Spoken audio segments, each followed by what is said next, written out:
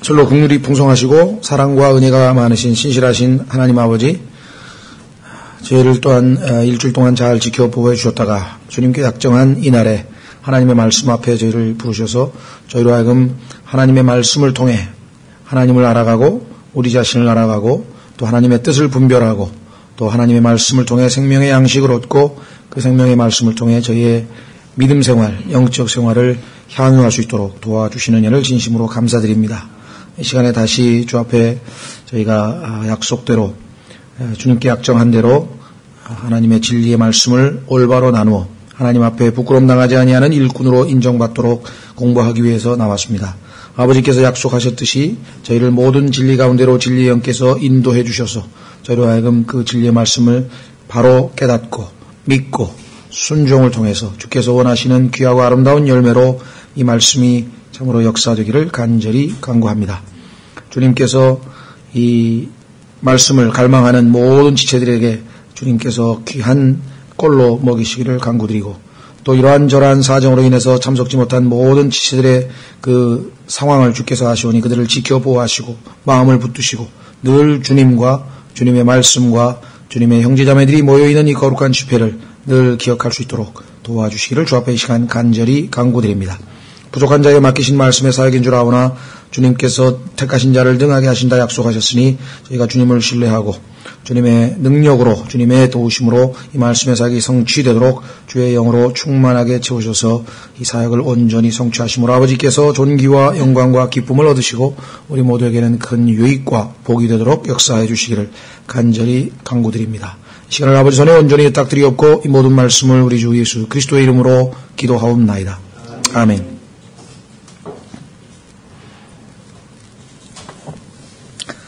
예, 저희는 지금 마태복음 11장에 와 있습니다. 지난 시간에 우리는 마태복음 10장까지 살펴보았고 11장서부터는 어떤 의미에서의 이 터닝 포인트, 일종의 전환점이 되는 시점인데요. 왜냐하면 이 마태복음의 주제는 유대인의 왕이신 예수 그리스도를 계시하고 있는 말씀입니다. 그러다 보니까 우리 그리스도인들로서는 처음에 신약성경 첫 부분에 등장하는 이 마태복음 때문에 마태복음을 마치 교회 시대의 신약 교리인 것처럼 우리가 그대로 받아들여서 실천하려고 하다 보면 우리가 바울 서신에서 배운 신약교회의 교리와 서로 모순되는 것처럼 보이는 또 서로 다른 이런 경우가 종종 눈에 띄게 됩니다. 그래서 우리가 조심스럽게 다루어야 될 책이라고 말씀을 드렸는데 그 이유인즉슨 아시다시피 비록 신약 성경이라고 되어 있는 그 첫 부분에 신약 성경의 첫 부분에 마태복음이 등장하지만 실제적으로 신약이라고 하는 New Testament 새로운 언약이 체결되는 것은 여러분도 아시다시피 마태복음 27장에 가서 예수 그리스도께서 십자가에서 죽으심으로 말미암아 유언의 형태로 그 신약이 세워지는 것이죠. 그렇다면 마태복음 전체의 배경은 구약에서 신약으로 넘어가는 과도기일 뿐만 아니라 그 배경 자체가 유대인의 왕이라고 하는 왕으로서의 구약의 예언의 성취자로서의 예수 그리스도를 소개하다 보니까 지금 신약 시대에 그리스도인들이 교리로 적용한다고 하는 것은 무리가 되는 거죠. 다만 그렇다고 해서 그러면 신약 시대의 그리스도인들과는 아무 상관이 없느냐? 그렇지는 않죠. 하나님께서 유대인들의 메시아로 또 유대인들의 왕으로 보내신 그 메시아가 이제는 구약이 아닌 새로운 언약을 체결하기 위해서 새로운 시대를 열기 위해서 오셨는데 그분의 백성들이 그분을 거부함으로 말미암아 그분께서 이제 유대인이 아닌 이방인들에게 개개인들에게 이 신약이 적용되어져서 구원의 문이 활짝 열리게 되는 그러한 것들이 어떤 과정을 거쳤는지 그 과정을 우리가 살펴볼 수가 있고 그렇죠? 그 다음에 여기 나와 있는 영적인 원칙들, 영적인 생활 원칙들은 우리 그리스도인으로서의 이 영적 생활에도 얼마든지 적용이 가능한 그런 것들입니다. 그래서 우리는 1차적으로 마태복음을 하나님께서 구약에 예언하신 구약의 예언의 중심 인물인 유대인들의 왕이신 유대인들의 메시아이신 예수 그리스도를 소개하고 있다. 그래서 1장에서는 그 계보, 다시 말하면 그분이 다윗의 후손임을 입증하는 그러한 소위 말하는 계보 또는 족보가 게시되어 있었고, 2장에서는 왕의 탄생을 얘기했고, 3장에서는 왕의 선두주자인, 즉 왕이 오기 전에 그 왕이 오신다는 사실을 알릴 사람이 있다. 그 사람이 바로 침례인 요한이고, 그 다음에 왕이 드디어 침례를 받고 공생애를 시작할 때 그분이 어떠한 자격을 갖추셨는지를 보이기 위해서 왕이 사탄에게 시험을 당하는, 그래서 그 시험을 통과하고 드디어 본격적으로 사역을 시작하는 장면이 4장에 나왔고, 그래서 그분이 5장, 6장, 7장 소위 말하는 산상설교 또는 산상수훈이라고 알려져 있는 그 가르침을 통해서 그분이 세울 천국, 그분이 세울 하늘의 왕국의 영적 원칙이 무엇이고 헌법이 무엇인지를 계시하셨죠. 그리고 나서 지난 시간에 우리가 봤던 것처럼 8장, 9장, 2장에 걸쳐서 그분이 참 왕이요 메시아인 것을 입증하는 그 수단으로서 구약에 예언되어 있는 대로 이적과 표적들을 통해서 10가지, 8장, 9장에서 10가지의 기적을 베푸심으로써 아하, 이분이 구약에 예언되어 있던 바로 그 왕이시라고 하는 것이 입증이 된 것이죠. 그래서 이제 본격적으로 10장에서는 이스라엘의 잃어버린 양들에게 천국복음, 즉 왕국이 곧 임한다, 왕이 이미 오셨다라고 하는 그 왕국복음을 선포하는 장면이 나왔었습니다. 그렇죠? 예. 그래서 드디어 우리는 10장에서 이 세 가지 종류의 복음 사역에 대해서, 즉 예수 그리스도 당시의 제자들에게 부탁하신 말씀과 대환란 때에 이어질 또 복음 사역의 말씀과 그다음에 교회 시대에도 적용이 가능한 복음 사역의 말씀 세 가지 종류의 사역에 대해서 살펴봤습니다. 자, 그래서 이제 그들이 나가서 왕국 복음을 전파하도록 임무를 수여하신 다음에 이제 예수 그리스도께서는 그 사역으로 인해서 이스라엘 백성들이 눈을 뜨고 주님 품으로 돌아오는 것이 아니라 그 왕국 복음을 거부하고 그 왕국 복음을 방해하는 사탄의 왕국의 소위 말하면 사자들, 즉 이스라엘의 종교 지도자들과 정치 지도자들의 반대에 부딪히게 됩니다. 그것이 바로 11장, 12장 오늘 우리가 공부하려고 하는 내용이에요.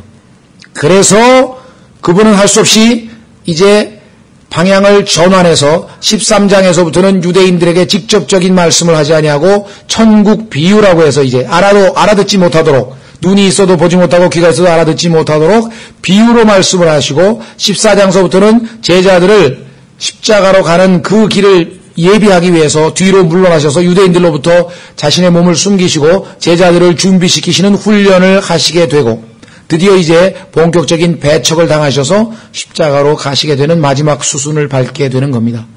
그런데 그 왕이 완전히 거부당하고 십자가에서 죽으시는 순간 그분은 이제 새로운 언약을 내어놓으셨고, 자신의 피로 맺은 새로운 언약, 그 새 언약의 첫 번째 수혜자는 그 1차 대상자였던 유대인들이 아니라 유대인들이 거부로 말미암아 이방인들인 우리 죄인들 각각에게 그 신약의 수혜자가, 신약 새로운 언약의 수혜자가 우리가 되었다고 하는 복된 소식이 전개되는 것이겠죠.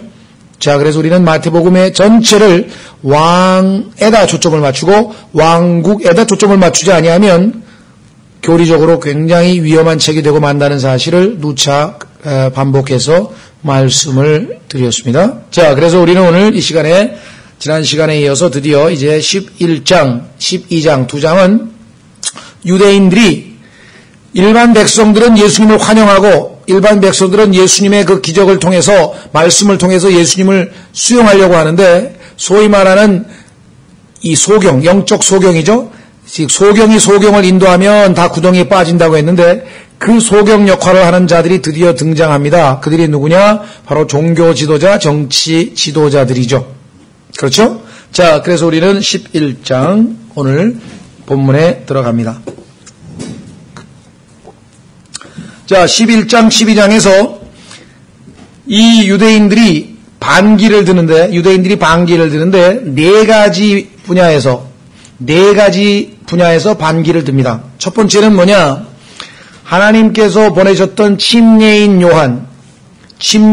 요한을 대적하는 반기를 들게 되고, 두 번째는 안식일을 예수 그리스도께서 범하셨다고 해서 예수 그리스도께 대적을 하는 장면이 12장 1절부터 21절까지 나오고, 그 다음에는 예수님이 마귀 들린 자 안에 있는 마귀를 쫓아냈는데 그것을 사탄의 힘을 빌어서 쫓아냈다고 해서 예수님의 권능에 대해서 대적을 하고, 그 다음에 마지막으로는 예수님이 어떠한 인물이신지에 대해서 대적하는 이 네 가지 대적이 있는데, 가능하면 우리가 오늘 2시간에 걸쳐서 이 유대인들의 반역 또는 반대에 대해서 잘 정리를 하려고 합니다. 그래서 예전에처럼 성경 구절을 많이 찾아서 하나하나 일일이 비교하기보다는 전체적인 맥락을 좀 잡기 위해서 가능하면 성경 구절은 좀 적게 찾고 설명 위주로 해서 조금 속도를 내서 우리가 11, 12장을 오늘 정리를 하려고 합니다. 자, 11장으로 갑니다. 예수님께서 12제자에게 명령하시기를 마치시고, 그거는 10장에 나왔던 내용이죠. 복음 전파하라고. 그들의 도시들에서 가르치시며 선포하시려고 거기를 떠나시니라. 제자들의 고향에 들르셔서 말씀을 가르치러 가십니다. 그러니까 예수님의 주요 사역은 병을 고치는 것, 그 다음에 두 번째는 가르치시는 것, 그 다음에 선포하시는 것, 이렇게 세 가지 사역이었죠. 2절, 이제 요한이 감옥에서 그리스도께서 행하신 일들을 듣고, 이 사이에 역사적 수순으로 보면 요한이 여러분도 아시다시피 헤롯이 자기 동생의 아내를 취해서 소위 말하면 간음을 저지른 것에 대해서 지적을 함으로 말미암아 감옥에 갇히게 된 것을 우리가 알고 있죠. 감옥에서 그리스도께서 행하신 일들을 듣고 자기 제자들 중 두 사람을 보내어 그분께 이르되, 선생님이 오실 그분이 오니까 아니면 우리가 다른 분을 기다리오리까 하니, 예수님께서 그들에게 대답하여 이르시되, 가서 너희가 보고 듣고 보는 그것들을 요한에게 다시 보이되. 지난번에 이미 소식을 들어서 알 텐데 다시 보이되 란 말이 여기 4절에 나와 있죠. 곧 눈먼 자들이 시력을 받으며 다리 저는 자들이 걸으며 나병 환자들이 정결하게 되며 귀먹은 자들이 들으며 죽은 자들이 일으켜 세워지며 가난한 자들에게 복음이 선포된다 하라. 누구든지 나로 인하여 실족하지 아니할 자는 복이 있도다 하시니라. 혹자는 어쩌다가 침례인 요한이 예수 그리스도를 의심하게끔 되었을까 싶어서 혹시 침례인 요한이 실족한 것이 아닌가 이렇게 오해를 하지만 전혀 그렇지 않습니다. 침례인 요한은 이와 같은 의심을 할 만한 당연한 그 권리가 있었어요. 왜냐하면 그는 구약에 예언된 말씀을 잘 알고 있었습니다. 그리고 구약에 예언된 말씀은 왕국을 세우러 오신다고 하는 왕에 대한 예언이었어요.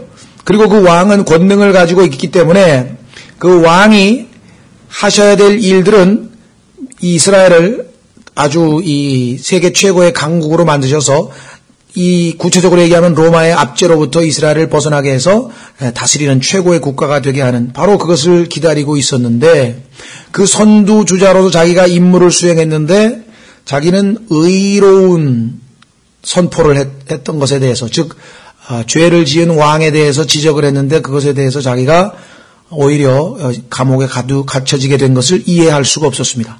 왕이 세우실 왕국은 의로운 왕국일 텐데 어떻게 의로운 자가 감옥에 갇힐 수 있는가?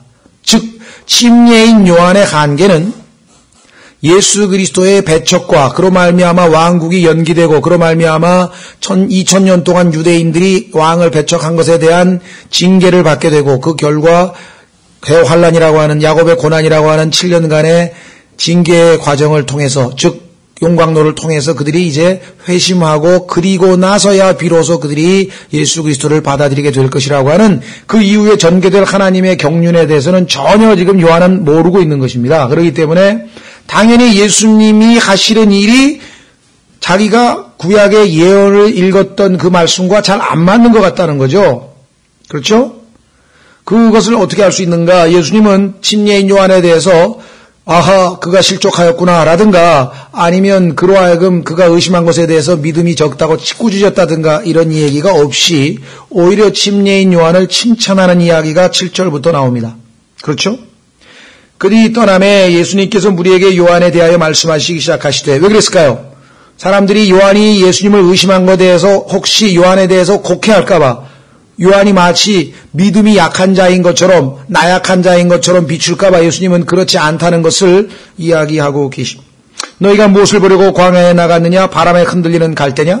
너희는 지금 요한이 믿음이 흔들흔들한 것처럼 오해를 해서 바람에 흔들리는 갈대라고 요한에 대해서 생각하는 모양인데 그렇지 않다. 바람에 흔들리는 어디서 들어보셨습니까? 에베소서 4장에 보면은 영적으로 어린아이들이 교리의 풍조에 이리저리 흔들린다고 했죠. 요한은 구약의 교리를 확고부동하게 알고 있는 사람으로 요동치 않는 사람이었습니다. 따라서 우리가 생각하는 것처럼 요한은 믿음이 없어서 지금 예수님에 대해서 제자를 보낸 것이 아닙니다. 자기가 한 일이 분명히 하나님의 왕국에 합당한 선도주자의 일을 했기 때문에 그것이 맞는지를 확인하려고 하는 것뿐이었죠. 두 번째, 그러나 너희가 무엇을 보려고 나갔느냐? 8절 부드러운 옷을 입은 사람이냐? 보라 부드러운 옷을 입은 자들은 왕들의 집에 있느니라. 침례인 요한은 낙타털로 옷을 입었죠. 거친 사람이었고 담대한 사람이었고 지금 하나님의 그 진리를 담대하게 선포했던 사람이지 유약한 사람으로서 왕궁에 앉아서 바람에 흔들리는 갈대 모양 유약한 모습으로 앉아있는 그러한 자가 아니었습니다. 그래서 예수님은 침례인 요한을 이렇게 칭찬하시죠. 9절 그러나 너희가 무엇을 보려고 나가느냐? 대언자냐? 그러하다. 내가 너희에게 이르노니 대언자보다 더 나은 자니라. 아담 이후로 거듭나지 아니한 육신을 입고 있는 인간 중 예수 그리스도께서 말씀하시는 이 순간까지 the best time, 최고의 인간, 바로 침례인 요한이라고 예수님은 칭찬하셨어요. 그러니까 세상에서 사람들이 보는 관점과 하나님이 보시는 관점은 참 큰 차이가 있죠. 침례인 요한은 뭐 이 세상 사람 누가 알아줍니까? 그리스도인들이나 성경을 통해서 알고 있지 침례인 요한에 대해서 인정한 사람 누가 있어요? 그러나 하늘에 계신 하나님은 자연인, 즉 본성에 속한 사람 치고는 최고의 사람이 바로 침례인 요한이었다. 10절 기록된 바 보라 내가 내 사자를 내 얼굴 앞에 보내노니 그가 내 앞에서 내 길을 예비하리라 하신 말씀이 가리키는 자가 곧 이 사람이니라. 그러니까 하나님의 아들이신 예수 그리스도를 이 땅에 보내실 때 그의 선두주자로서 최고의 인간, 육신을 입고 있는 인간으로는 최고의 인간을 택하셔서 보내셨다는 것인데 여기서 참으로 놀라운 것은 내가 내 사자를 내 얼굴 앞에 보내려니 그가 내 앞에서 할 때 내가 구약 성경에 인용되기는 내가 됩니다. I, me죠. 그런데 여기는 이 너희가 됐죠. thy, 너가 됐어요. 그러니까 구약에 말씀하시는 여호와가 1인칭으로 되어 있는데 그것이 인용되면서 2인칭으로 바뀌면서 다름 아닌 예수 그리스도가 구약의 여호와라고 하는 것을 입증하게 되는 것이겠죠. 무슨 말이 이해가 되셨습니까? 하나님께서 내 앞길이라 그랬는데 이곳에서는 내 앞길이라고 했으니까 예수님을 지칭하는 거 아니겠습니까? 그러니까 구약의 여호와와 신약의 예수 그리스도가 같으신 분이라는 것을 이 구절을 통해서 우리가 확인해 볼 수 있습니다. 자, 그래서 11절 진실로 내가 너에게로니 여자가 낳은 사람들 가운데 침례자 요한보다 더 큰 자가 일어나지 아니하였도다. 그럼에도 불구하고 하늘의 왕국에서 가장 작은 자가 그보다 크니라. 왜 그렇습니까? 하늘의 왕국은 아직 도래하지 않았죠. 하늘의 왕국이 도래하기 전에 인간으로서 침례인 요한이 최고인데 하늘의 왕국이 임해서 예수님이 천년 왕국이 시작이 되면 예수님께서 직접 왕으로 다스리는 그 나라가 되면 침례인 요한 같은 사람이 보편적인 사람들이 다 평범한 사람 다 그 정도 수준이 다 되는 거예요. 침례인 요한보다 더 뛰어난 사람들 즉 거듭나지 않은 사람 치고는 침례인 요한이 이때까지는 최고지만 하나님의 하늘의 왕국이 시작이 될 때에는 여러분도 아시다시피 모든 이 자연도 다 회복이 되고 예수님께서 직접 눈에 보이는 통치를 하고 모든 여건에 있어서나 자격에 있어서나 이들의 이 성품에 있어서나 침례인 요한은 그저 평범한 사람에 불과할 테니 그래서 새롭게 시작되는 하늘의 왕국의 수준에 대해서 예수님께서 강조를 하고 있는 장면이죠. 문제는 12절 침례자 요한의 시대로부터 지금까지 하늘의 왕국은 폭력을 당하며 폭력배들이 강제로 그것을 빼앗느니라. 모든 대언자와 율법은 요한까지 대언하였나니 만일 너희가 그것을 받아들이려 할진대 와야 할 엘리야가 곧 이 사람이니라. 들을 귀 있는 자는 들을지어다. 자, 여기 상당히 여러 가지 중요한 이야기들이 나왔는데요. 우선 이 앞부분서부터 좀 중요한 것 몇 가지만 좀 체킹하고 넘어가려고 합니다. 자, 아까 말씀드린 것처럼 11장에서 침례인 요한이 보낸 제자들에게 예수님은 뭐라고 답변했냐면 구약에 예언되어 있는 내용으로 답변하셨어요. 그거 5절입니다. 5절에 보면 이사야서 29장이나 35장에 보면은 유대인의 왕이 오실 때에 있게 될 여러 가지 표적과 이적이 있게 될 것을 말씀하셨는데 그 일을 예수님이 그대로 행하고 계시니까 의심할 이유가 없다. 왜? 네가 구약에서 예언에서 읽은 그대로 내가 바로 그분이다.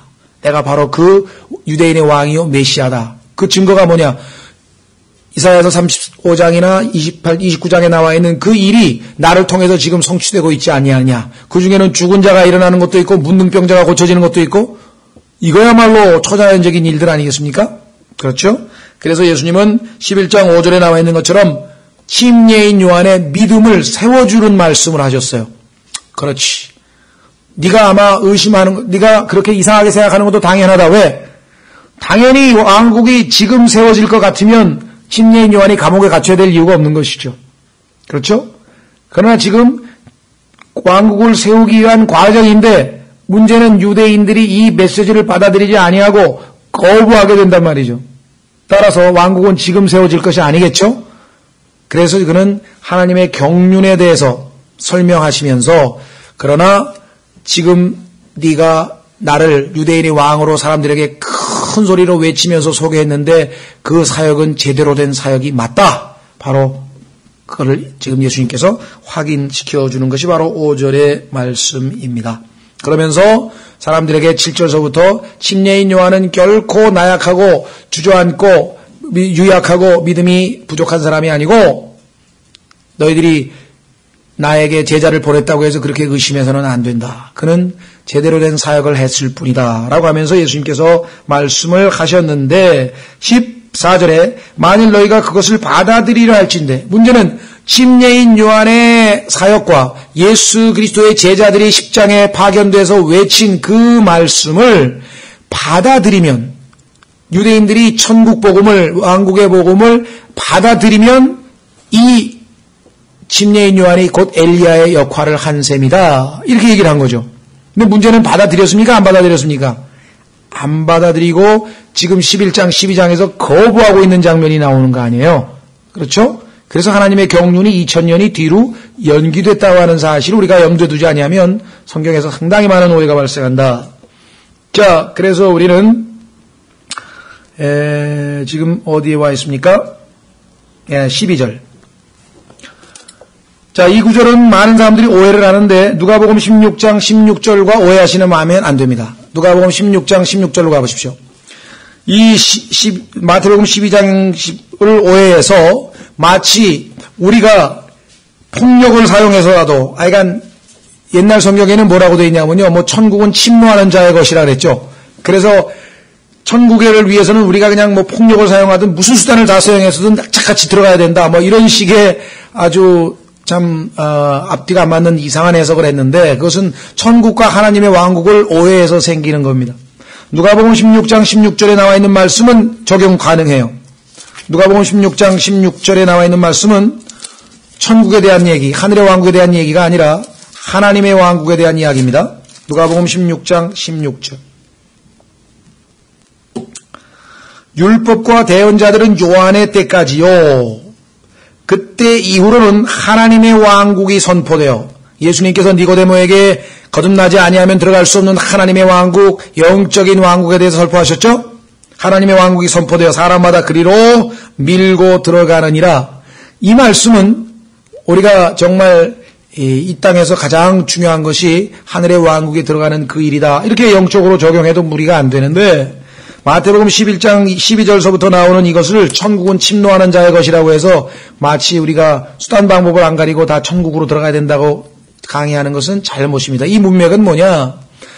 자, 침례인 요한부터 시대로부터 지금 예수님께서 지금 이 사역을 하고 계시는 이 순간까지는 하늘의 왕국이 누가 지금 차지하러 오신 겁니까?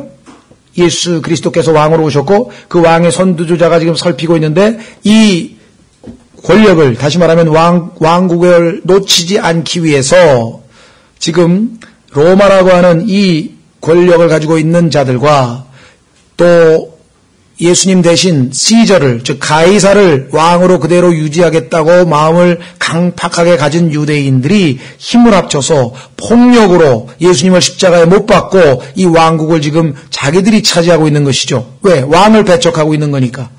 무슨 말이 이해가 되십니까? 지금 여기 나와 있는 침례자 요한 시대부터 지금까지 하늘의 왕국은 폭력을 당하며 폭력배들이 강제로 그것을 빼앗느니라고 하는 것은 왕이 오셨는데도 불구하고 그 왕국을 내어주지 않으려고 유대인들이 우리는 시저 이외에는 왕이 없습니다 하면서 왕을 십자가에서 못 박아서 거부해버린 채 그들이 폭력으로 하나님의 하늘의 왕국을 차지해버리고 있는데 그러나 그것은 불법이고 2000년 동안 그에 대한 대가를 치룰 것이고 그리고 그 하늘의 왕국은 다시 하늘에 사람의 하늘이신 인자가 다시 세우러 오시게 될 것임을 암시하고 있는 그런 구절이죠. 그렇죠? 그러니까 여기는 지금 유대인의 정치 지도자와 종교 지도자와 로마라고 하는 세상 왕국과 힘을 합쳐서 하늘의 왕국을 강제로 차지하고 있는 왕을 거부하고 배척하고 십자가에 매달 것이라고 하는 것에 대한 암시 말씀인 것을 기억하시면 되겠습니다. 뿐만 아니라 13절 모든 대언자와 율법은 요한까지 대언하였나니 침례인 요한으로 구약의 경륜은 마무리가 되고 예수 그리스도로 말미암아 새로운 경륜이 시작이 되는 것이죠. 그렇죠? 자, 우리는 요한복음 1장으로 가셔서 한번 9절 찾으면 침례인 요한과 요한으로 말미암아 세대가 바뀌게 된다라는 것을 확인해 볼 수 있습니다. 요한복음 1장.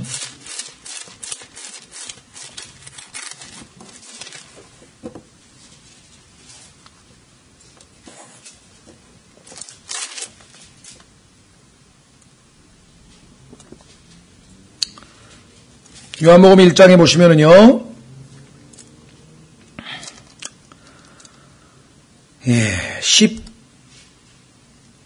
11절, 1장 11절, 그분께서 자기 백성에게 오심에, 이 자기 백성은 예수님이 왕으로 오신 그 유대인의 왕국, 하늘의 왕국, 이 땅에 세울 천국의 왕으로 오셨는데, 문제는 그 백성이 어떻게 했습니까? 그분을 받아들이지 아니하였으니.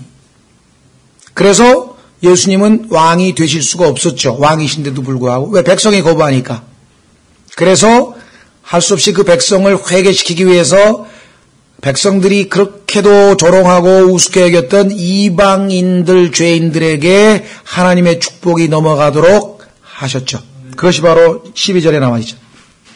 그래서 이제 12절에 그분을 받아들인 자, 곧 그분의 이름을 믿는 자들에게는 다, 여기 whosoever라고 하는 말은 as many as라고 하는 것은 이제는 유대인, 자기 백성이 아니더라도 이방인이더라도 유대인이더라도 상관없이 모든 개개인은 다 이제 예수님을 통해서 하나님의 아들이 되는 축복이 주어지게 됐다. 이 내용이 바로 로마서 11장에 기록되어 있어요. 로마서 11장에 보면은 유대인들의 거부로 말미암아 이방인들에게 복음이 증거됐다고 하는 내용이 나오죠. 그래서 이번에는 어떻게 되느냐? 그분을 받아들인 자, 곧 그분의 이름을 믿는 자들에게는 다 하나님의 아들이 되는 권능을 그분께서 주셨으니 이들은 혈통으로나 육신의 뜻으로나 사람의 뜻으로 나지 아니하고 오직 하나님께로부터 태어난 자들이니라. 즉 영적 출생, 아버지 어머니에게서 나온 것이 아니라 다시 태어남, 거듭남, 중생, 다시 태어난 그 얘기를 하고 있는 것이죠. 자, 그래서 14절 말씀이 육신이 되어 우리 가운데 거하심에 우리가 그분의 영광을 보니 아버지의 독생하신 분의 영광이요 은혜와 진리가 충만하니라. 문제는 17절로 가시면 이는 율법은 모세를 통해 주셨으되, 여기까지 즉 침례인 요한까지의 경륜은 율법의 경륜입니다. 반면에 은혜와 진리는 예수 그리스도를 통해 왔기 때문이라. 그래서 지금 마태복음에서 모든 대언자와 율법은 모세를 통해 준 율법은 어디까지라고요? 요한까지 대언하였나니라고 마태복음 11장 13절에 나와 있습니다. 하나님의 경륜에 대해서, 하나님의 마스터 플랜에 대해서 우리가 공부할 수 있는 아주 최고의 교재죠. 이 바로 마태복음에 해당되는 내용이. 그래서 이제 새롭게 바뀌는데 문제는 요겁니다. 만일 너희가 그것을 받아들여야 할진대 와야 할 엘리야가 곧 이 사람이니라. 자, 여기 성경 구절을 좀 찾아봐야 될 것 같은데요. 왜냐? 자, 우선 두 구절 먼저 찾겠습니다. 요한복음 1장. 요한복음 1장에 가면은 침례인 요한이 자기는 엘리야가 아니라고 답변을 하는 장면이 나옵니다.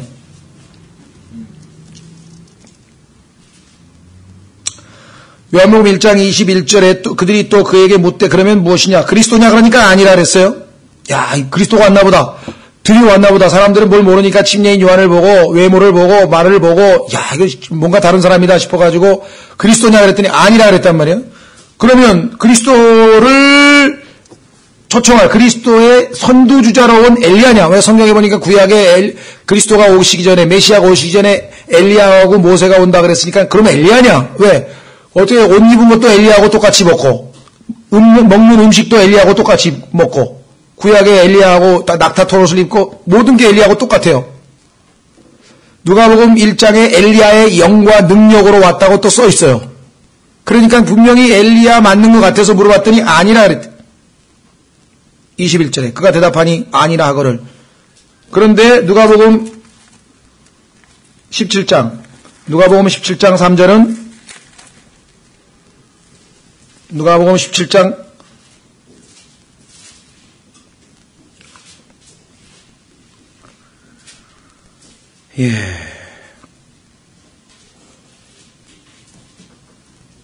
누가복음 17장 잠시만요. 10절인가요? 어디야?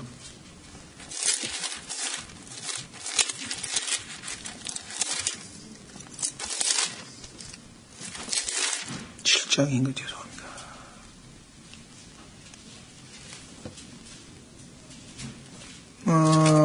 누가복음 17장 10절에서 13절에 지금 엘리야 얘기 없나요 여기?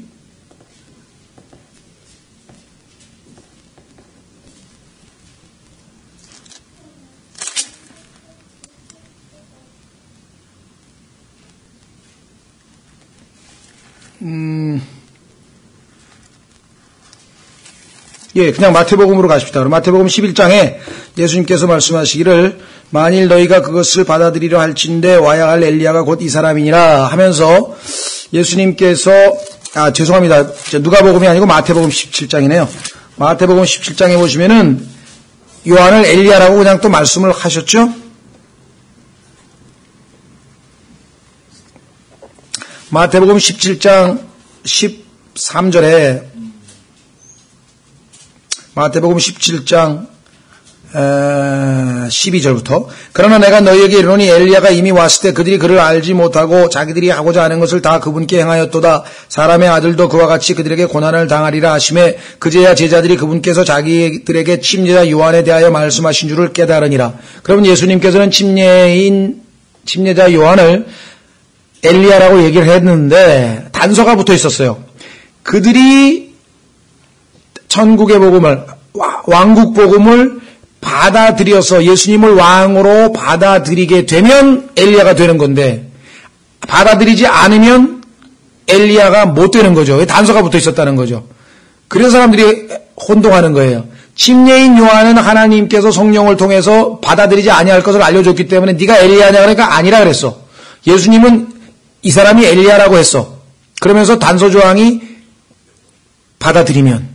그런데 누가복음 1장에 보니까 엘리야의 영과 능력으로 왔다고 돼 있고 옷차림도 엘리야하고 똑같고 모든 면에서 엘리야인긴 한데 단서가 뭐냐? 유대인들이 예수님을 왕으로 받아들이면 엘리야가 되는데 아시다시피 거부했기 때문에 그는 엘리야의 상징으로 예표로만 등장했지 실제적으로는 구약에서 말라기 4장에서 예수님 재림 때 오기로 한 엘리야와 모세는 안 나타난 것이죠. 오히려 계시록 11장에 가면은 엘리야와 모세가 드디어 예수님의 재림 직전에 등장해서 실제적으로 다시 재림하고 다시 나타나는데 그 나타남을 마태복음 17장에서 변형산에서 예수님께서 하얗게 영광스러운 부활의 모습으로 나타냈을 때 하늘에서 엘리야하고 모세가 예수님께 나타나서 대화하는 장면이 나오죠. 그렇죠? 그 전체를 여러분들이 엮어보시면 아하, 그러니까 침례인 요한은 엘리야가 될 수도 있었으나 왕을 거부함으로 말미암아 엘리야가 되지 못하였다라고 하는 것을 전체적으로 확인해 볼 수가 있습니다. 자, 그래서 우리는 다시 16절 마태복음 11장 16절 그러나 내가 이 세대를 어디에 비유할까? 이 세대는 마치 장터에 앉아 자기 동무들을 부르며 이르기를 우리가 너희를 향해 피리를 불어도 너희가 춤추지 아니하였고 우리가 너희를 향해 애곡하여 너희가 애통하지 아니하였다 하는 아이들과 같도다. 요한이 와서 먹지도 아니하고 마시지도 아니하며 그들이 말하기를 그가 마귀 들렸다 하더니 사람의 아들이 와서 먹고 마시며 그들이 말하기를 보라 음식을 탐하는 자여 포도즙을 많이 마시는 자여 세리와 죄인들의 친구로다 하는도다. 그러나 지혜는 자기 자녀로 말미암아 의롭게 되느니라 하시더라. 자, 이것도 굉장히 많은 사람들이 오해하고 있습니다. 왜냐하면 성경을 차분하게 정확하게 올바른 성경으로 읽으면 오해할 일이 아닌데 이 구절을 어떻게 생각하냐면요. 오늘날 시대는 사람들이 마음이 강팍해져 가지고 여기 보면은 피리를 불어도 춤도 안 추고 애곡하여도 애통하지 아니하는 세대다. 이렇게 해석을 하죠. 여러분들 그렇게 들어보셨습니까? 이 시대는 어떤 시대냐? 우리가 막 회개 안 하고 외쳐도 꿈쩍달싹도 안 하고 또 정말 심판 지옥에 떨어진다고 막 얘기를 해도 비웃고 여기 나와 있는 것처럼 그런 세대다. 그렇게들 해석하는 거 들어보셨나요? 대부분 다 그렇게 해석을 합니다. 근데 여기 문맥은 그게 아니에요. 그게 아니고 그것은 뭐냐면 이 세대는 그렇다고 말하는 사람들이 그런 세대라 이 말이에요. 자, 지금 여기 보니까 침례인 요한이 와가지고 굶으면서 금식하면서 메뚜기만 먹고 꿀만 먹으면서 아주 금욕주의적으로 살면서 그냥 담대하게 외쳐댄단 말이죠. 그렇죠? 근데 이 사람들은 뭐라고 했냐면요. 피리를 불면서 지금 잔치하고 재미있게 놀 텐데 너 혼자 그렇게 무슨 회개를 외치고 그러면 되겠느냐? 그러고 했더니 침례인 요한이 그들의 말에 현혹되지 아니하고 계속해서 외쳤다 이 말이죠. 그죠? 반면에 이번에는 예수님이 오셨는데 이번에는 오신 분은 어떻게 된 게 보니까 세리들과 함께 잔치에도 참여하시고 결혼식에도 참여하시고 많이 잡수시고 그런 걸 보고선 뭐라고 얘기했냐면은 지금은 애곡해야 될 때인데 어찌하여 네가 그렇게 먹고 마시고 노느냐 하고 예수님에게 또 그렇게 말을 했다 이 말이죠. 그러니까 무슨 소리인 거 아니? 이 세대는 자기가 바라보는 관점에 따라서 얼마든지 복음을 거부할 핑계거리를 가지고 있다 이 말입니다. 무슨 말 이해가 되십니까? 여러분과 제가 만약에 회사에서 하는 회식도 안 가고 취미생활도 안 하고 예를 들면 골프도 안 치러 가고 그다음에 춤도 안 치러 가고 노래방에도 안 가고 하여간 보니까 저거 교회만 가고 맨날 예수만 하는 거 보니까 완전 광신자구나. 그렇게 얘기하죠. 그렇죠? 그런데 만약에 우리가 그 사람들하고 좀 어울려서 같이 이렇게 좀 친해보려고 이렇게 하면은 별거 아니네. 나하고 다른 것도 하나도 없네. 예수 믿는 사람이 그러니까 결국은 이래봐야 저래봐야 이 사람들의 입에서 나오는 핑계거리는 안 믿겠다는 것밖에 없다. 무슨 말인지 아시겠어요? 그러니까 이들의 영적 상태가 침례인 요한이 그렇게 거룩하고 금욕적으로 살 때는 야 먹고 마시고 놀아 같이 놀자. 그렇게 지나치게 광신자처럼 그래. 이렇게 놓고 예수님이 와서 또 먹고 마시고 막 하니까 예수 믿는 사람이나 안 믿는 사람이나 비슷하네. 우리하고 다른 게 있어야 믿지 우리가. 이렇게 또 갖다 들러댄다 이 말이죠. 무슨 말이 이해가 되셨어요? 그러니까 여기서 지금 세대가 말을 하고 있는 사람들이 그런 영적 상태를 얘기하고 있는데 그걸 뒤집어가지고 지금 해석을 하고 있다는 거예요. 지금 오늘날 이 성경 문맥 자체를 정확하게 보면 또 문법적으로 영어를 보면 참 쉽게 해석이 되는 건데 그렇게 거꾸로들 이야기하고 있는 거 여러분들이 잘 기억하시면 되겠죠. 그래서 우리도 얼마든지 이런 걸 당합니다. 아무것도 몰라. 저거 온전히 예수밖에 모르냐. 광신자야. 저거 외골수야. 저거 정말 막 이러다가 그 사람이 생각을 조금 바꿔가지고 그래. 그러면 너희들하고 내가 같이 오늘 회식도 가고 같이 놀러 가겠다. 그랬더니 야, 뭐 예수 믿는 거 별거 아니네. 우리하고 똑같으네 뭐. 그래가지고 또 금방 또 딴소리 한다고. 그러니까 예수님한테는 이렇게 얘기하고 침례 요한한테는 또 이렇게 얘기하고 그냥 결국은 안 믿겠다는 핑계를 주워 담는 그러한 세대라라고 하는 것을 여기서 주님께서 아주 영적 상태를 정확하게 지적하신 내용이죠. 자, 그래서 이제 이와 같은 세대에 대해서 예수님께서는 이제 어떻게 하시겠습니까? 당연히 정죄하시겠죠. 19절 밑에 보시면 그러나 지혜는 자기 자녀로 말미암아 의롭게 되느니라. 지혜는 요한복음 잠언 8장에 가면 예수 그리스도로 의인화되어 있습니다. 지혜가 외치는 장면이 나와요. 지혜가 막 복음을 전하는 장면이 나오고 지혜로 말미암아 하나님께서 천지 창조한 얘기가 나오고 잠언 8장 전체가 주어가 지혜인데 지혜가 사람으로서 의인화돼서 얘기하는 내용인데 그 내용은 정확하게 예수 그리스도와 100% 일치합니다. 그래서 여기 나와 있는 것은 이 세대는 계속해서 거부하고 있죠. 그런데 하나님의 자녀들만, 다시 말하면 여기 나와 있는 것처럼 뭐라 그랬어요? 자기 자녀들, 즉 앞으로 거듭나게 될 자녀들은 예수 그리스도를 인정하고 받아들이게 된다. 그 말이죠. 근데 지금 이 시대의 유대인들은 계속 거부하고 있다. 그런 말씀을 하고 있는 것이겠죠. 자, 27절 한번 보세요. 27절에도 그 얘기가 나옵니다. 넘어가시면 27절에 내 아버지께서 모든 것을 내게 넘겨주셨사오니 아버지 외에는 아무도 아들을 알지 못하고 아들과 또 아들이 아버지를 드러낼 자 외에는 아무도 아버지를 알지 못하나이다.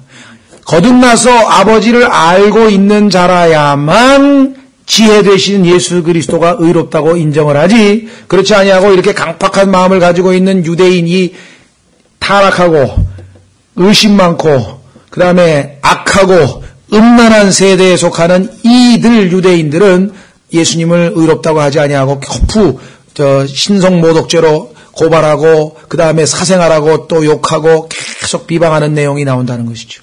그러니까 이 시대도 똑같죠. 오늘날도 뭐 걸핏하면 뭐 예수가 밥 먹여주냐 하면서 예수를 뭐 자기 창조주인지를 모르는 사람들이 그런 예수라고 하는 말을 함부로 쓰죠. 그분이 누구신지 모르니까. 그러나 우리는 그분의 자녀이기 때문에 지혜를 의롭다고 하는 그러한 자녀에 속하는 것이죠. 자, 그래서 우리는 다시 20절에 와 있습니다. 이제 이 세대를 정죄하시는 거예요. 그때 그분께서 능력인 일들을 가장 많이 행하신 도시들이 회개하지 아니하므로 그 도시들을 꾸짖기 시작하시니라. 당시 예수님께서 지상에서 3년 반 동안 사역하셨을 때 살고 있었던 사람들은 이 땅의 인간치고는 특권층 중에 특권층이죠. 그렇잖아요. 아니 그분을 직접 눈으로 목격하고 맨날 그분과 먹고 그런 자들 아닙니까? 그렇죠.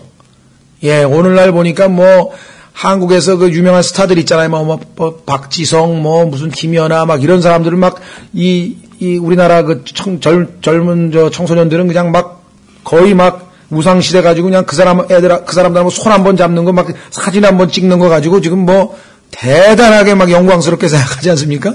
근데 이거는 우주를 창조하시고 자신들을 지으신 예수님이 직접 하는 기적을 목격하고 병 고치는 걸 목격하고 그분의 말씀을 육성으로 듣고 했던 그런 세대가 이분을 거부했으니 그 죄가 얼마나 더 클 것인가 그 얘기를 하고 계십니다.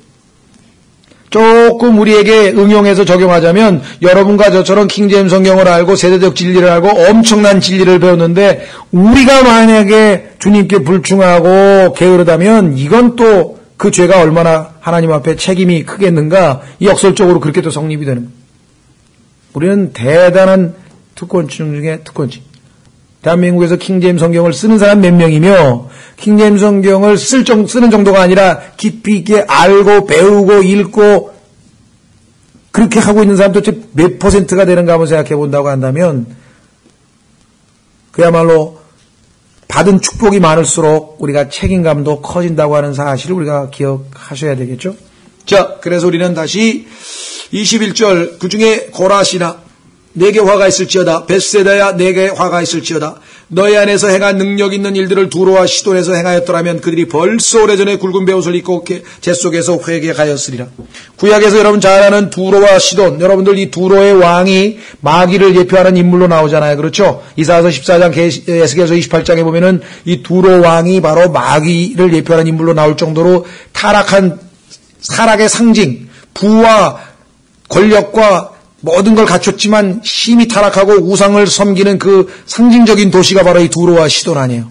그렇게 못된 도시도 회개했을 것이다.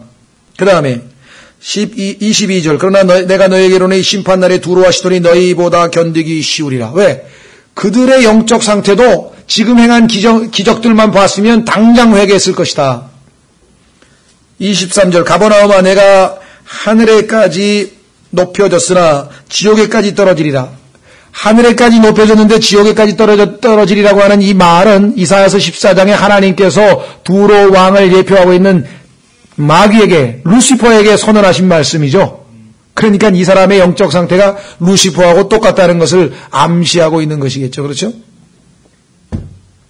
그래서 내 안에서 행한 능력 있는 일들을 소돔에서 행하였더라면 그 도시가 이날까지 남아있었으리라. 소돔하면 가장 타락하고 가장 추악한 도시인데 그 도시마저도 회개했을 정도로 그렇게 기적을 많이 행해줬는데도 가버나움. 아까 지난번에 우리가 8장 9장을 봤는데요. 주님께서 자신이 왕이라고 하는 것을 입증하기 위해서 10가지 기적을 베푸셨는데 그 10가지 중에서 5가지를 가버나움에서 절반을 가버나움에서 기적을 베푸셨는데 그 기적을 보고도 예수님을 거부했으니 그 죄가 얼마나 크겠느냐. 24절 그러나 내가 너에게 이르노니 심판날에 소돔 땅이 너보다 견디기 쉬우리라. 그러니까 상급도 그리스도 안에서 차별이 있듯이 심판의 정도도 다 차별이 있습니다. 그렇죠? 예. 그뿐만 아니라 12장 39절에 가면 니느웨에 대한 얘기 한 번 더 나오네요. 12장 39절.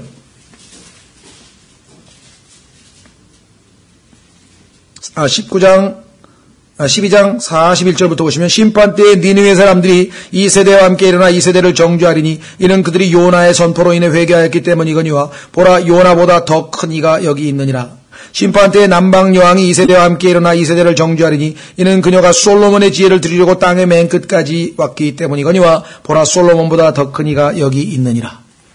그러니까 그분은 왕으로서 솔로몬보다 더 크신 분이요 대언자로서 요나보다 더 크신 분이요 그 다음에 제사장으로서 누구보다 아론보다 더 크신 분이신데 그러한 분이 직접 표적과 이적을 보이면서 계시를 하나님을 계시하고 알려주셨는데도 불구하고 그 왕을 거부했다면 그 죄가 얼마나 더 크겠는가.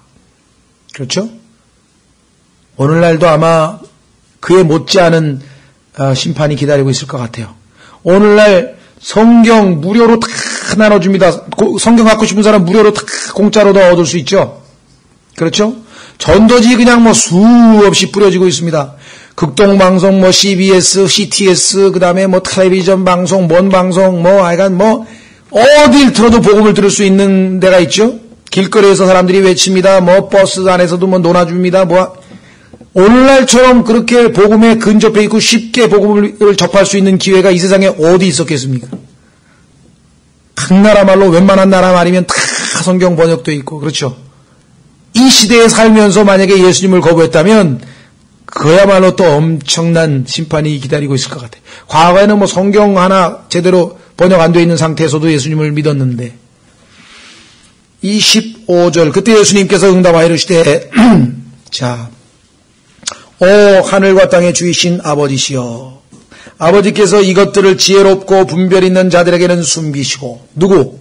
바로 똑똑하다고 많이 안다고 하는 니고데모를 예표로 하고 있는 종교인들 서기관들, 바리새인들, 날마다 구약 율법 달달달달 외운다고 하는 종교인들 스스로 지혜롭고 똑똑하다고 하는 사람들이잖아요. 이 사람들이 그렇죠? 근데 이 사람들은 지금 마음이 순전치가 못해서 그래서 하나님께서 계시가 지금 가려져 버렸어요. 반면에 이것들을 지혜롭고 분별 있는 자들에게는 숨기시고 악이들에게는 드러내셨사오니 감사하나이다. 자, 그래서 성경에서 보면은 악의가 두 가지 방식으로 사용됩니다.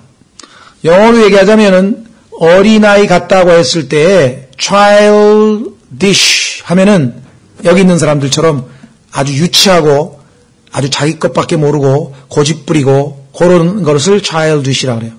반면에 순전한 마음으로 여기처럼 자 이건 반대네요. 이건 아니고 바울이 얘기한 것처럼 내가 어린아이일 때는 어린아이처럼 말하고 어른이 되었을 때는 어른처럼 말했다고 했을 때 성숙되지 아니한 모습을 얘기할 때는 childish.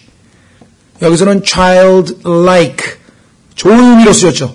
순전하게 예수님 말씀을 아무런 토달지 않고 싹 받아들여야 되는데 그런 순전한 마음 상태가 되지 않은 상태. 그러니까 어린아이가 순수함에 있어서는 하나님의 왕국에 들어갈 수 있지만 고집부리고 강팍하고 자기 주장만 내세우는 그런 관점에서 보자면은 복음을 거부하는 것으로 쓰여집니다. 문맥을 잘 살피셔야 돼요. 자, 그래서 여기서는 지금 아버지의 뜻은 뭐냐? 어린아이 같은 마음으로 순전한 마음으로 따지지 않고 하나님의 말씀을 그대로 믿고 받아들이는 사람. 그런 사람이죠. 그래서 26절에 과연 그여하옵니다. 아버지여 그러하심이 아버지 보시기에 좋았나이다.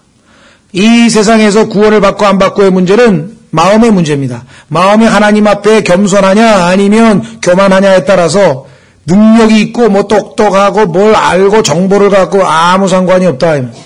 오직 마음의 문제. 고린도전서 1장으로 가면 이 원칙이 오늘날 교회 시대에도 그대로 적용됩니다. 오늘날 하나님께서는 어떠한 사람들에게 복음을 깨닫게 하고 구원을 허락하시느냐? 고린도전서 1장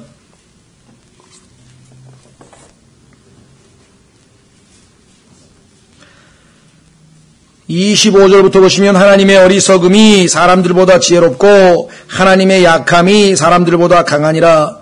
형제들아 너희를 부르신 것을 보라. 부르심을 받은 자로서 육체를 따라 지혜로운 자가 많지 아니하고 강한 자가 많지 아니하며 고귀한 자가 많지 아니하도다.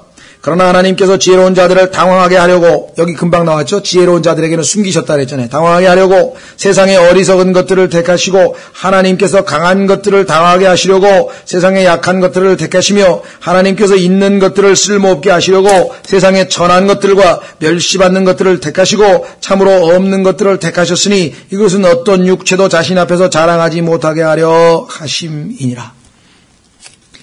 자기가 똑똑해서 자기가 유능해서 자기가 어떠해서 도덕적으로 뛰어나서 만약에 구원을 받았다. 이 성립이 안 된다 이게.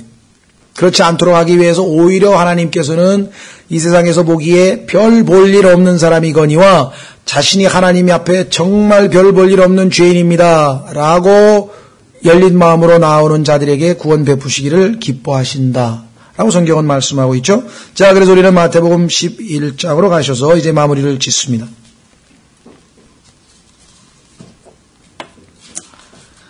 자, 유대인들은 완악하게 예수님을 거부했습니다. 예수님한테 빈정거리고 침례인한테 빈정거리고 그렇게 해가지고 강팍한 마음을 갖고 있었는데 그들에 대한 정죄를 선포함과 동시에 어린아이 같은 순전한 마음을 가진 자들이어야 된다. 너희는 이제 가망이 없다. 이게. 그런 마음 상태로는. 그래서 예수님께서는 복음을 유대인의 왕이 아닌 하나님의 아들로서 모든 이방인들에게도 모든 구원받을 사람들에게 다 열어놓으시겠다는 것을 잠깐 암시하는 장면이 지금 27절, 28절에 나오는 것이요. 그래서 보세요. 수고하고 짐진 모든 자들아. 여기서 지금 유대인 얘기가 아닙니다. 지금 백성들에 대한 얘기가 아닙니다. 그렇죠? 여기는 수고하고 무거운 모든 짐진 자들 전부 다 해당되는 거예요. 너희는 내게로 오라. 죄의 짐을 지고 가고 혼자서 착한 일 많이 하고 훌륭한 일 많이 하고 애써서 구원받아보려고 노력하는 자들아. 율법을 지키려고 애를 쓰는 자들아. 유대인도 해당되고 이방인들 가운데 참 하나님 앞에 제사 지내고 열심히 그런 종교적인 행위를 하고 아니다. 그러면 수고하고 무거운 짐진 자들아 요청해요. 인비테이션. 내게로 오라. 할 거 아무것도 없어. 율법은 do, 하라, do, 하라, don't, 하지 마라, 하라, 하지 마라, 하라, 하지 마라, 하라, 하지 마라. 전부 그 얘기예요. 그러니 얼마나 그걸 짐을 지고 가면 무겁겠어요. 아무도 못 지키. 근데 예수님께서는 하라, 하지 마라 필요 없어. 아무 상관없다 이게야. 너희가 하라고 하는 것은 못하고 하지 말라고 하는 것을 하는 죄인인 것을 내가 아니 내게로 와라. 내게로 와라. 내가 너에게 쉼을 주리라. 공짜예요. 선물. 그래서 구원 초청이 지금 11장 28절에 나와 있습니다. 그렇죠? 문제는 이렇게 와서 구원을 받는 것으로 그치는 것이 아니라 새로운 차원의 삶을 살도록 또 한 번의 초청이 있어요. 두 번째 29절. 근데 29절에 응답한 그리스도인들은 그리 많지 않다. 나는 마음이 온유하고 겸손하니 내 멍에를 메고 내게 배우라. 배우라 그랬는데 이 배우는 거는 의지적 순종이 따라야 되는 겁니다. 예수님께 와서 안식을 얻는 것은 공짜입니다. 오기만 하면 그냥 손 벌리고 오면 그냥 공짜로 구원을 얻지만 그러나 그 구원으로부터 하나님이 베푸시는 축복을 향유할 수 있는 방법은 그것은 자기 자신을 부인하고 여기 나와 있는 것처럼 배워야 됩니다. 과정입니다. 멍에를 매야 됩니다. 근데 멍에를 매지 않으려고 그래요. 왜? 멍에를 매면 자유가 박탈되는 것 같죠? 소가 한 마리 있습니다. 또 소가 한 마리 있습니다. 그러면 이 소하고 소를 엮어서 함께 갈 수 있도록 하는 게 멍에인데, 십자가 모양의 멍에인데, 예수님과 함께 십자가를 지고 예수님과 함께 동행하는 것 자체를 부담스러워한다. 뭘 모르기 때문에. 그런데 예수님은 말씀하셨어요. 나는 마음이 온유하고 겸손하니. 헌신하면 우리를 막 부려먹고 우리를 그냥 노예처럼 부려먹으리라고 착각하고 있는 사람들이 있어요. 헌신하면 내 인생 다 망치는 것처럼 착각하는 사람이 있어요? 아니에요. 오히려 반대예요. 수고하고 무거운 짐진 자들 내게로 오라. 안식을 줬어요. 그런데 그 다음번에는 29절은 어떤 초청이냐? 첫째, 멍에를 매라 이게. 그리고 배우라 이게. 이 두 가지를 하면 결과적으로 어떤 일이 벌어지냐? 그리하면 너희가 너희 혼을 위한 안식을 shall find. 발견하게 될 것이다. 찾게 될 것이다. 근데 오늘날 예수 그리스도를 믿고 구원은 받았지만 참 평안을 찾지 못한 채 늘 불안해서 죄짓고 자백하고 죄짓고 자백하고 혹시라도 나를 버리시면 어떡하나? 주님이 지금 오시면 나는 상 받을 게 없는데 어떻게 하면 좋을까? 이게 지금 참 안식을 찾지 못하고 있는 그리스도인들, 우리가 이것을 육신적인 그리스도인, 영적인 어린아이들이라고 얘기하고 있는 것이죠. 빨리 배워야 된다 이게. 주님과 함께 동행하려면 보조를 맞춰야 된다. 그렇죠? 그런데 주님은 어려운 게 아니라 그랬어요. 자꾸 어렵다고 마귀가 생각을 하게 하니까 내가 어떻게 십자가를 지는 게 어려운 게 아니라 그랬죠. 왜? 실제적으로는 예수님이 지고 가는 거예요.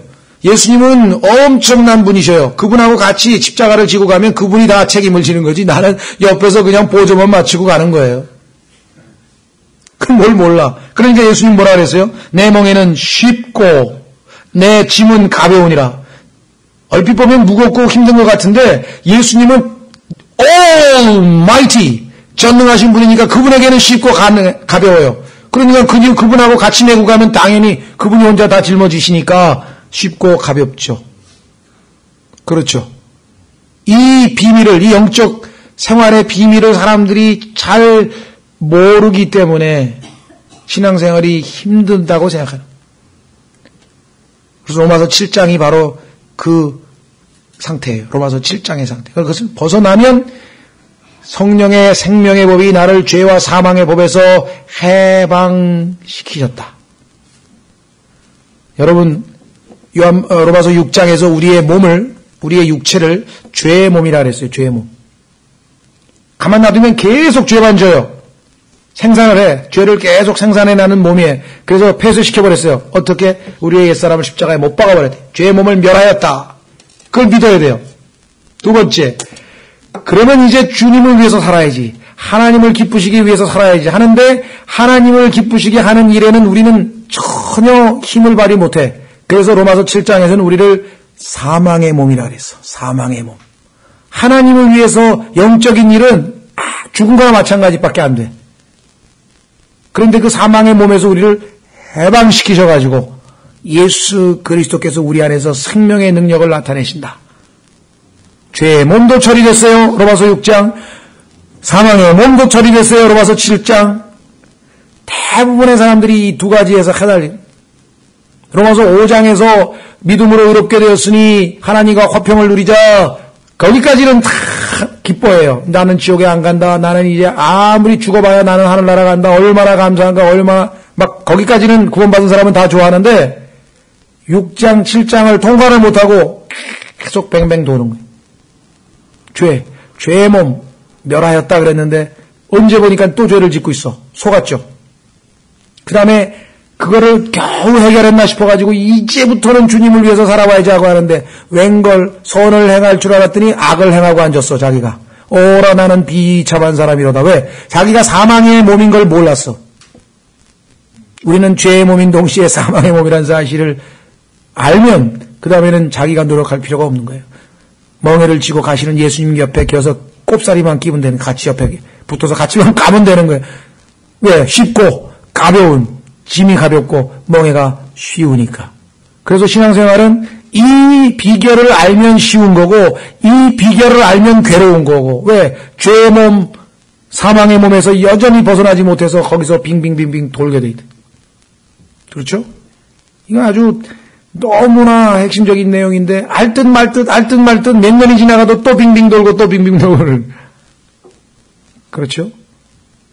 여기서 내가 영적인 사람, 최고 수준의 삶으로 한 단계 업그레이드 되느냐, 계속 광야에서 빙빙 도느냐, 가나안으로 들어가느냐, 요단강을 건너서 자알을 묶고 들어가느냐, 다시 광야에서 빙빙 도느냐, 이거의 차이죠. 예. 자, 그래서 우리는 좀 쉬었다가 이제 12장으로 넘어가도록 하겠습니다.